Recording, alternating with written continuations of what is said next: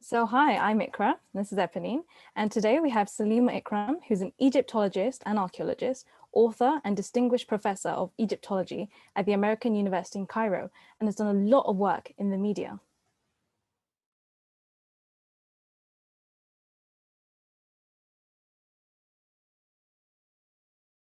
Well, I think that's about 4 questions in one. Let's unpack it. So, first of all, I was in Pakistan, and my parents have always been keen on old things and museums. And my grandfather, although a civil servant by day, was a historian by night. But anyway, that doesn't really explain very much, because let's say when I was very small, I did go to museums a lot because my parents took me. But when I was 8, I was given Nathaniel Hawthorne's Tanglewood Tales, which is the retelling of the Greek myths.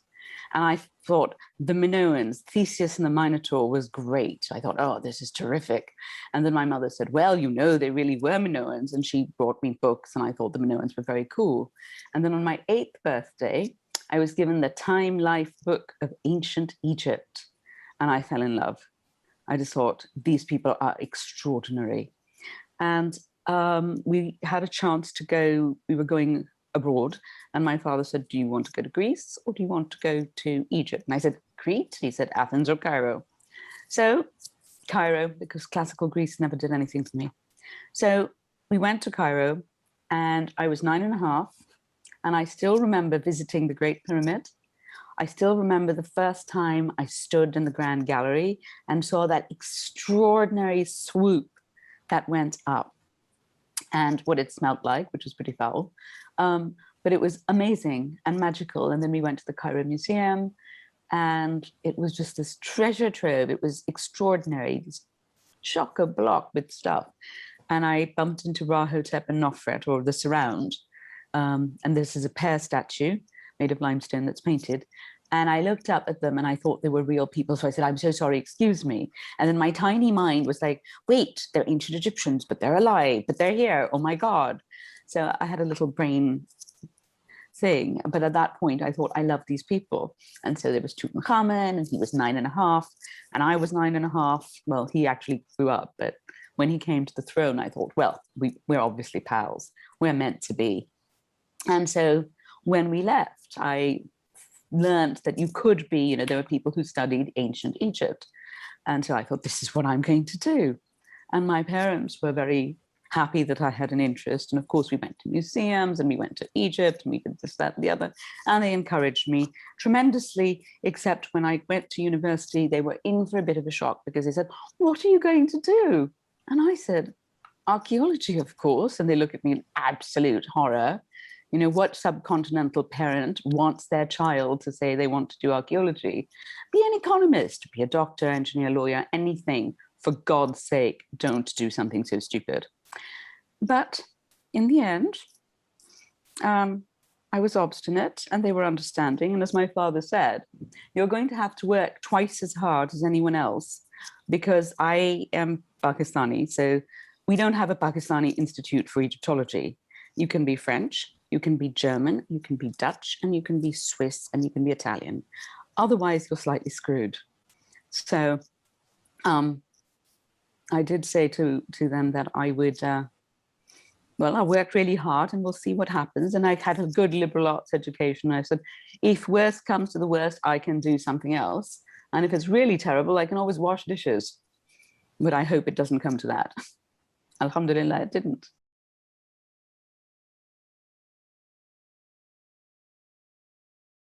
Well, I think many Egyptologists are just obsessed. So we remain obsessed. And, you know, you meet people at parties that say, oh, I wanted to be an Egyptologist when I was 9, 10. And you look at them and you say, well, what are you doing? And they say, I'm a banker, or I'm a consultant, a management consultant. You think, you poor sod, what a horrible life you must lead. But I guess the thing is that with Egyptologists, we just never grow up. So those people grew up and became rich, but dull. And we didn't grow up, and we're poor, but kind of exciting and happy. Absolutely. So, I mean, my sustenance for it was reading books, looking at museums, visiting sites. I mean, whenever we traveled, whether it was in Egypt or Greece or Turkey or wherever, I mean, I was very fortunate, or whether, you know, when we were in the US, we were always going to historic sites. So history and archaeology were always sort of part of everything one did. It was a given in life. Oh, digging or looking at material, basically. As an archaeologist, material culture is what counts for me. So that's what I like to do. There are moments, few, when teaching is very rewarding, when suddenly you see this, the blind look, and then suddenly there's a bing, and you think, oh my God, I've gotten to you, you like this. But otherwise, I have to say it's the research and having your own pings and just being in the field and dealing with the ancient Egyptians and what they left behind, which is what gives one excitement, strength, enthusiasm, what have you.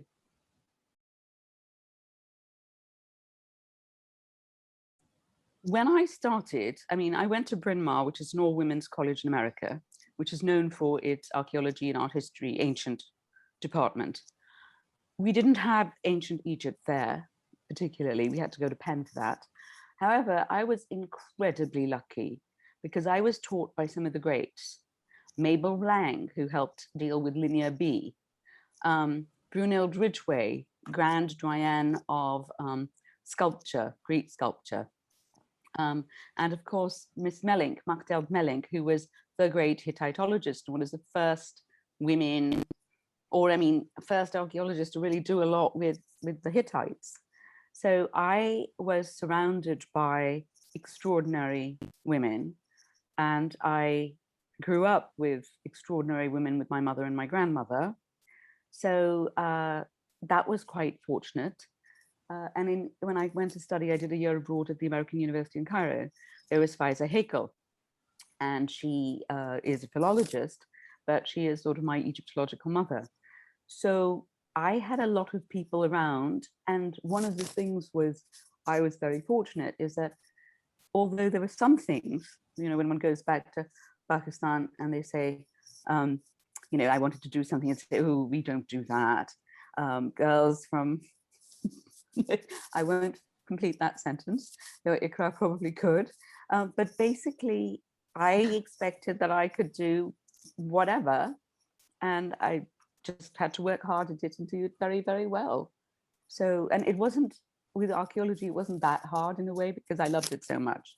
When I did my economics class, it was horrific and I didn't do very well anyway. But it was much easier because it was a subject that one loved. And in Egyptology, certainly when I started, there were very few women. Now it's been 180 degrees change. There are relatively few men in Egyptology. So especially in the US, most departments are dominated by women, whether it is museums or universities. So it's a real sea change. But when I started out, and I still am the only Pakistani Egyptologist, and certainly the only Pakistani female Egyptologist. But I didn't really think about that. I think it's very bad to think about yourself in a particular way other than a brain. I am a big kick-ass brain and I will work hard and I'll get there, instead of thinking, ooh, what's going to happen? I'm at this, I'm at that. Someone's going to say something about me. Ignore them, get on with it. I mean, I was very lucky in that, I mean, I did my undergraduate, I did my grad school, etc. So my undergraduate was in the US, my graduate work was in the UK primarily, with a little bit in the US. I think that probably had I stayed in the US or the UK, there would have been more sexism than there was in Egypt. Because in Egypt, there are many women who work in Egyptology, whether it is philology or to some extent archaeology or museums. So people often say to me, oh, it must be really hard in Egypt, it's such a sexist culture. And to some extent it is, but in other ways it's much better because I have directed excavations here, I have been junior member of excavations here, and I don't on the whole, apart from one or two individuals, it's not been very difficult.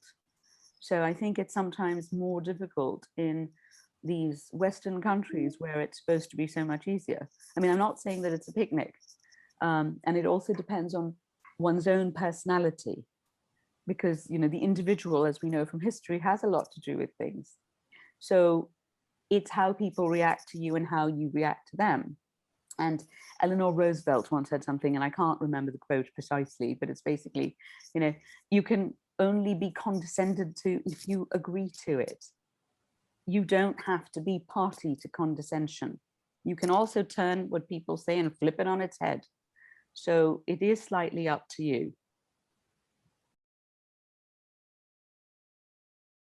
Totally by accident, when I was working on animal mummies, I was one of the few people, and I think one of the reasons, and okay, this is me being very vain, but I think one of the reasons that animal mummies have become once more are in the limelight and are studied a lot and are getting a lot more attention is because of the work I did with them and what I did in terms of publishing in popular venues as well as scholarly, and also doing media.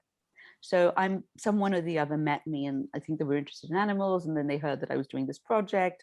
And so that was the first time that anything really happened. And so I wound up doing something on animal mummies and then something else, and it just sort of grew from there.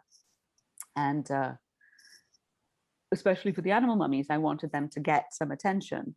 And so I thought this was probably a good way of doing it. Having said that, I have never seen a single one of my TV programs, thank God, because if I ever did, I probably wouldn't do another one again.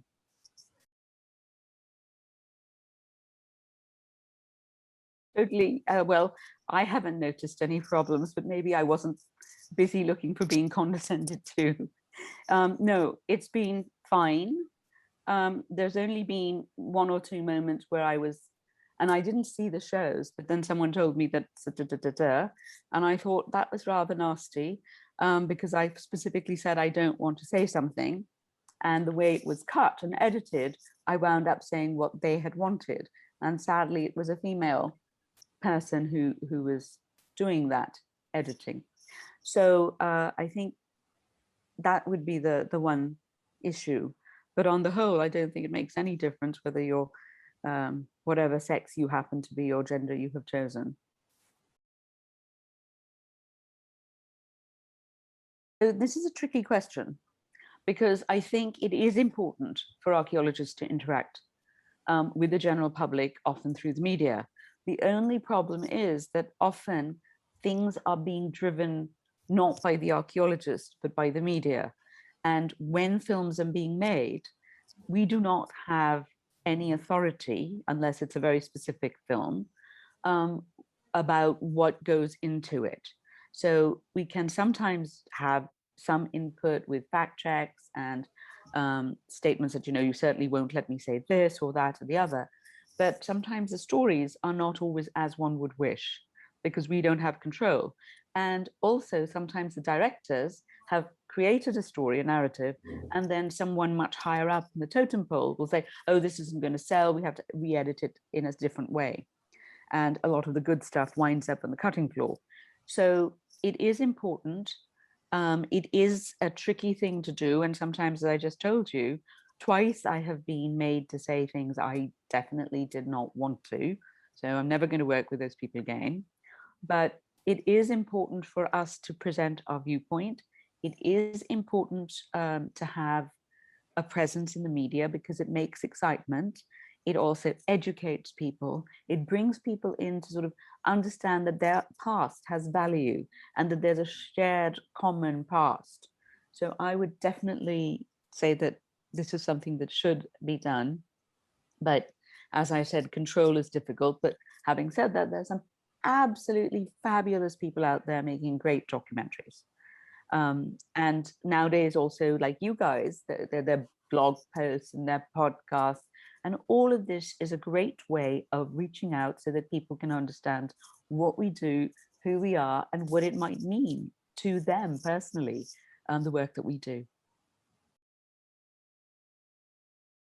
I think whichever project I'm currently doing is the most exciting and fantastic thing. So it's very difficult to say, because we're lucky when we get to do what we want. When one gets to really work in the field, it is a great blessing. So I've just finished working with a Spanish mission directed by Jose Calan, TT11 in the Naga. So there I'm looking at human remains, I'm looking at animal remains, but I'm also doing a bit more with other types of material culture. And since there was more time, I was sitting there hanging out, saying, helping with a bit with the digging. So, you know, what's not to like about such a blissful job? And I'm hoping next week to be doing some work in the Egyptian Museum. So I have to say that each moment I'm like, this is the best project ever. That's really hard to choose. One of them was working in the Sudan, where we were doing rescue archaeology in front of the roads and digging up a tumulus and opening up the burial chamber and smelling the incense that had been burnt there, and being able to look in and seeing this entire deposit as it had been placed by the people who buried that person there, who turned out to be a warrior with a big shield and things. That was one of the most astonishing things. And then working in KV 63, which since 1922, nothing had been found in the Valley of the Kings till 2006, where he found this deposit, which people thought was going to be a royal tomb. And to my immense joy, it was an embalming deposit, all the materials used for mummification. So that was pretty exciting, because I got to open jars that had been sealed by the ancient Egyptians and basically do stratigraphic archaeology of a jar and find all of the materials that had been used for mummification. And that included beds that had been broken up and put into jars, beautiful pots of Egyptian alabaster, as well as pottery, and bags and bags of natron. So it was just fantastic to unpack the contents of an embalming event. And then, of course, the animal mummies I found. So that's been pretty cool. And my favorites are these teeny weeny, they're little bundles containing shrew mummies. And they're small and delicate and gorgeous. And then when you x-ray them, you can see the little shrew inside.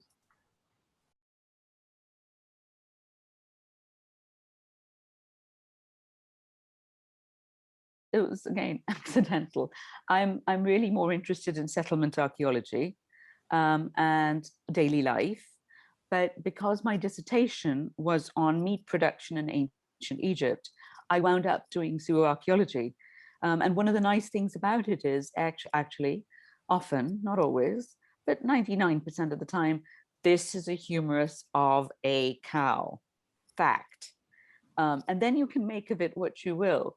But sometimes it's comforting to have a few facts, because in archaeology, there are so few facts. And if you deal in Egyptian religion, there are even fewer and further between. So the zooarchaeology came, and that was also one of the rare moments of practical thought, because I thought, I can be a zooarchaeologist anywhere, at least in the old world. And so I won't necessarily starve to death. So as a zooarchaeologist, I've worked in Turkey for many years, and I worked in Sudan as well as in Egypt. And I like it because it gives you a different insight into things. So I've done that. I've done a lot of work on rock art, as well as in more straightforward Egyptology with Egyptian art and so on and so forth. But mainly, as you said, it is aspects of animals who are totally delightful and charming and so much nicer than human beings. So most of your work has been in Egypt regarding zooarchaeology? Most of my work has been in Egypt, because this is the difference between someone who is an Egyptologist and a general archaeologist. Many people who are archaeologists can be as excited if they're digging in Greece or Rome or the United States, because you get the stratigraphy, you get the this, and you get the that. I am not really interested in that unless it pertains to Egypt. So as my dear departed friend George Scanlon said, this is why Egyptologists are so messed up. All they have is this narrow Nile Valley, and some of them aren't even willing to go into the Sudan. So that's all you get.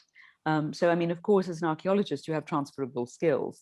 that since the only culture I really am interested in is the ancient Egyptians, though I'll pay attention to the Minoans and the Etruscans, but it is the ancient Egyptians I care about. So that's why my focus is in Egypt, because the rest of the world is lovely, but not for me.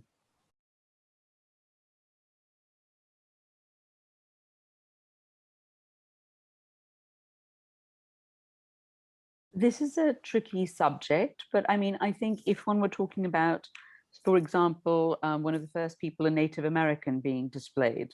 Now, if that tribe has descendants, I think they have a say-so about whether that should be done or shouldn't be done, and also they're the mores of that culture.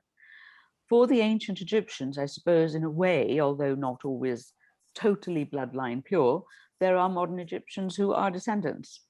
So if the modern Egyptians feel that showing a body respectfully is okay, then I think it should be okay, because I mean, here we are, 3 people, and probably if were asked, and actually I've got MA students who've done surveys about this, to say, would you want your body on display in a museum if it were respectfully displayed and there was scientific value to be gained from this? And I would say, go right ahead. But other people they get queasy about the idea. The archaeologists don't want it. And some say, I want to be cremated. I don't want any of this business. So I think it's very difficult for us to decide what's ethical or not when, again, you're imposing your will on these individuals by saying, oh, it's ethically not good to show you. I mean, when the person was saying, bloody hell, I want you guys to look at me and pay attention. I have a story to tell. So I think it's very tricky. And when people start talking about the ethics involved of this, that, and the other, I mean, I think there are many other burning issues where ethics applied to living people should be paid attention to, rather than something like this. I think it's shocking that you're not worried about who's killing whom out there, and instead you're thinking about whether someone should be shrouded or not shown at all. So that's my take on it. And I do feel that as long it's quite as it's a complicated topic. Yeah, and as long as it's respectfully shown, then it's fine. And as long as it's also shown for a reason, not just, ooh, let's look at this dead body, ooh, how cool. Or, you know, if there is a didactic element, of course, the viewer will take himself or herself or themselves, whatever it is, because they will have their own attitudes about it. So you can't influence everything, but you can try and present things in a way that is respectful and intelligible and helpful for a dialogue between the ages. Not yet to my knowledge, but no doubt someone will, because God help us. Anyway, alhamdulillah.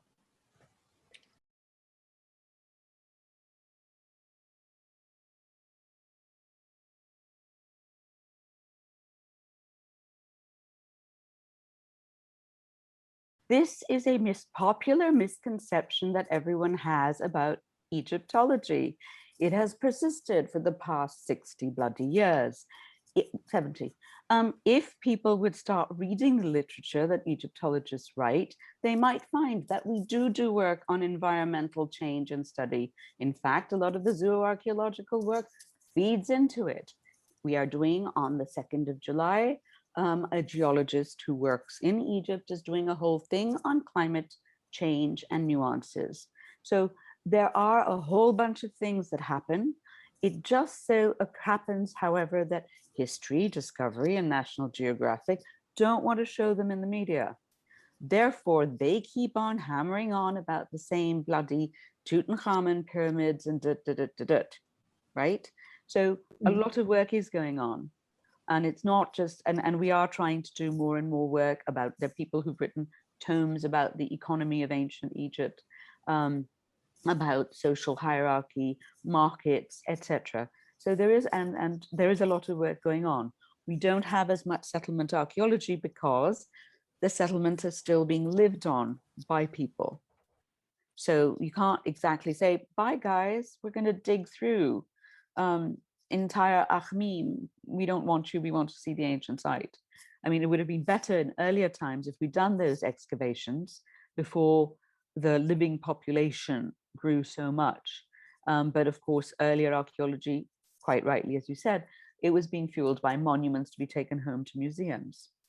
So we do have that problem, but it is Egyptology. People keep going on about how we don't do proper archaeology, which is bollocks. We actually do proper archaeology, but it's not the stuff that National Geographic wants to publicize. So in fact, there was this new settlement site, part of this settlement site that was found associated with King Amenhotep III. And initially, maybe now they've changed, but none of the big TV channels wanted to cover it because they said no one would be interested. So it's them making the decisions, not us.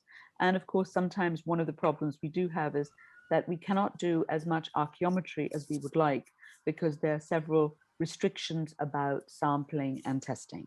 So I would say that what's holding Egyptology back are the restrictions on sampling and testing, but it is not because we're all looking at monuments or kings. We are looking at kitchens and bathrooms and waste disposal and climate change and economics. So that is going on, but it is a trope that's still very current amongst people, especially in New World archaeologists, who keep saying, oh, those Egyptologists don't do anything, they don't know anything. And sometimes it's the same, oh, classical archaeologists don't do anything, they don't know anything. But I think, I myself think it makes people who don't have much material culture, it makes them feel better about themselves. Yeah, I was going to ask if you agree with this assessment because I read a whole academic article that was saying exactly what I was saying in my question. No, I think bollocks. I was just going to say, I think it's quite sad that they don't show the things that you've mentioned already in documentaries. I think that archaeologists and archaeology students in general would really, really enjoy watching those type of things as well. But I guess they have to cater to a larger audience. I think actually the larger audience would find it really fascinating because it is cool to think that 4,000, 5,000 years ago, this is how people were eating, this is what they were drinking, this is what they were thinking. This is a little warfare they had between each other, saying, oh, I really fancy your wife. We have accounts of adultery, a theft, all kinds of things. So legal documents, which I think people do find interesting because it humanizes the ancient Egyptians. It's not just gods and temples and kings. It's really a lot more stuff. And if you ever have a chance, there was a wonderful series of programs made by John Romer, which now, of course, I forget the name of, was it not Pharaoh's People? Ancient Lives, which was fabulous because it really took you into the daily life of the ancient Egyptians. And that was one of my favorite documentaries. It was very well done. But I don't think that the TV people are giving the general public a fair chance to enjoy something like this.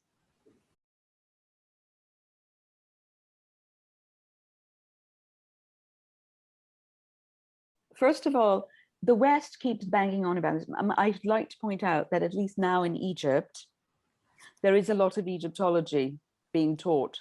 There are many Egyptologists. So when people talk about there are no Egyptologists of color, I think maybe not in the United States, but in Egypt, we're all brown or black. Thank you very much. So this is a bit annoying. I don't necessarily think that this is a discipline or any of these disciplines that we should, people should have a chance to study it, certainly. There are very few jobs in this, so everyone should be aware of that.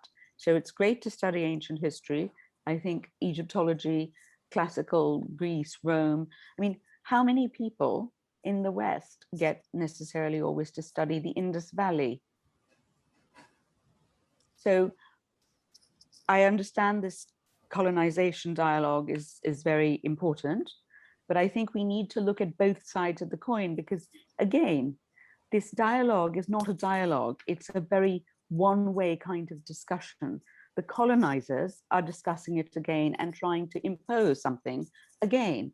So in fact, it's still colonialism. Yeah. By saying, oh, I'm mea culpa, da da da da da, you poor brown people, you should be feeling like this or that. By telling me how I should feel about something is the same as what has been going on in the past 200 years, 300 years, depending on which colony you come from. Since I come from a colony, and I have a historic, lots of stories about throwing off the yoke of colonial oppression from my grandparents, I feel that I'm in a slightly better position sometimes to judge about, you know, how one might feel. But again, as I said, it's an individual thing. So yes, people should be given access, but they should be given access to everything. So people in, for example, in Egypt, they don't know much about the Tudors or Stuarts. In fact, they know nothing about them. That too should be made available. So I think that it's a two-way street, and that knowing about history, anyone's history, should be made more available all over and shared, because it is a communal past that creates the present, whether it's being colonized or being the colonizer. Definitely, with that last point. Yeah, absolutely agree with that. And with the example of the Indus as well, since they say that, oh, they don't really study the Indus, but they don't realize that people who live on that side of the world, they only study that. That's all they study. They don't study anything to do with the Tudors. They don't study anything to do with the Vikings. It's, yeah, I completely agree with your point.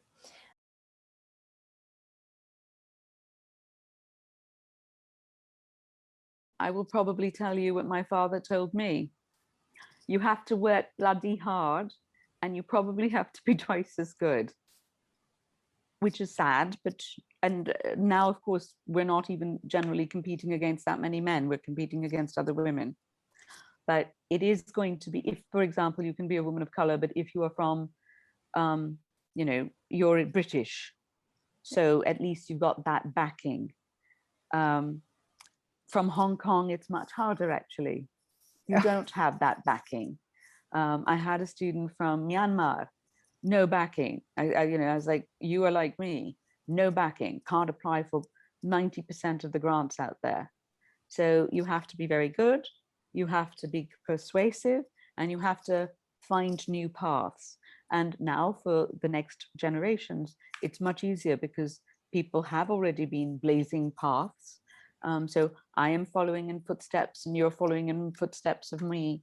So it is a chain. We actually do create this wonderful chain where we pass on experience, knowledge, and a helping hand, we hope, to pull everyone up through this whole procession. But I would say also, don't let being a woman or being a color or being a non-color influence you too much, because in a way we're being told, oh, you're a woman of color, oh my goodness, you know, it won't happen, or this will happen, or that will happen. Just remember you're a human being, and also focus on the fact you're a brain. So use it and use your human characteristics. And I also say, and this is such a thing, they'll say, oh, that's so not feminist. Use lipstick. If it works, use it. That's great advice. That is great advice. Yes. Yeah. Especially the empire. I love that so much. Yeah. Yeah. Embrace it, my dears. Yeah. So I think that's all our questions for today. Thank you so much, Professor Ikram, for joining us on here to answer our questions.